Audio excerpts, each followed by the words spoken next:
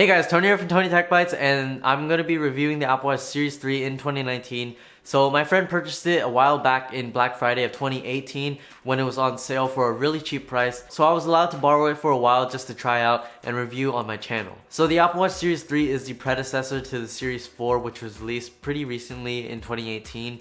And it's still a pretty decent watch in 2019. So if you can find really good sales, I definitely would go for the Apple Watch Series 3.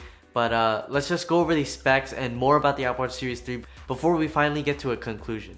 So as for the specs of the Apple Watch Series 3, there are two different screen size models. So there's the 38mm model and the 42mm model.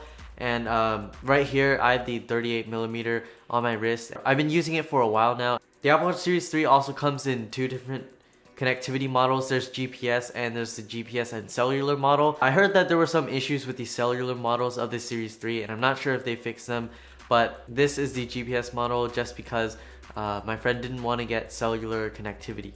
The Series 3 also comes with an aluminum or stainless steel model, and this is the aluminum model since it is slightly cheaper than stainless steel. So as for the chip inside the Apple Watch Series 3, it's the S3 dual-core processor, which is much faster than the Series 2's processor. The Series 3 has Wi-Fi and Bluetooth, and obviously that's to pair with your phone. And of course, the cellular model has LTE connectivity. So as for the display of the Apple Watch Series 3, both of these size models do get pretty bright at 1000 nits. So you can definitely view it in pretty bright situations. It has a second generation OLED Retina display with Force Touch, so the colors look pretty cool and the blacks are deep. This model has Ion X glass while other models have Sapphire Crystal, and that's for the stainless steel and ceramic cases.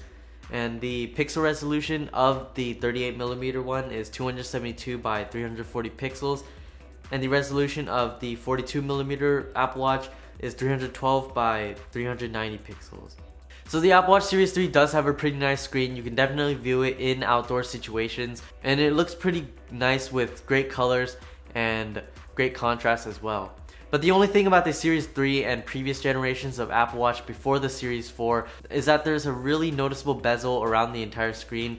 So it's basically the Apple Watch, which is sort of rectangular, and then you can see the actual display, which is a square inside a square, so there's definitely a bezel around it. And I used the Apple Watch Series 4 and I also reviewed it, so it's right up there if you want to check it out.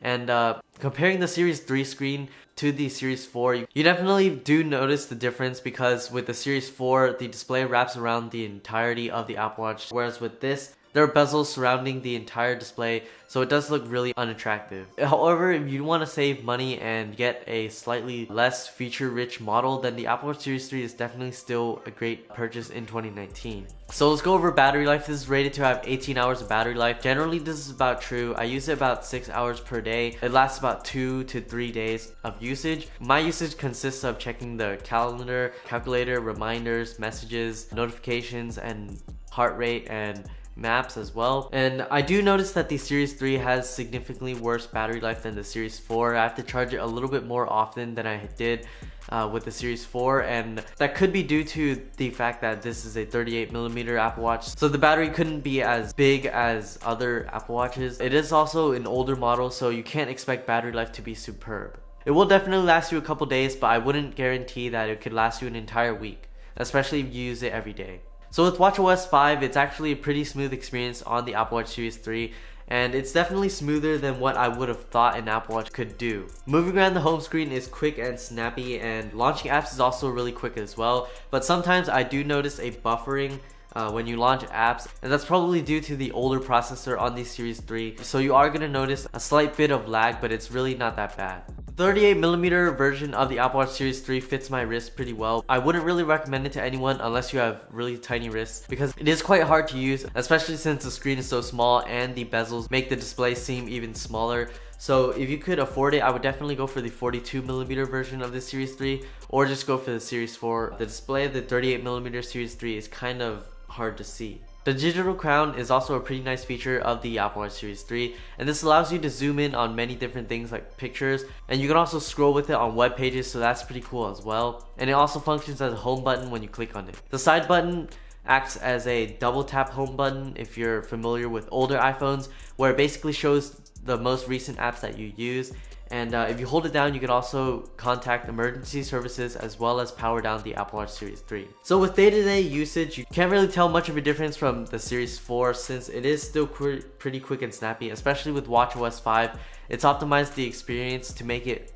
quicker than before. But then again, launching apps is a little bit slower, and with the Series 4, I've never had it hesitate, whereas with the Series 3, you see a buffering icon, which does look kind of annoying. With the Series 3, you also have water resistance up to 50 meters, and this is great because you can go for a swim. You could probably also shower with it. I wouldn't really recommend the latter, but I guess you could do it because it is water resistant. After using the Series 4, I would have thought that the Series 3 would have been significantly slower, but it really isn't.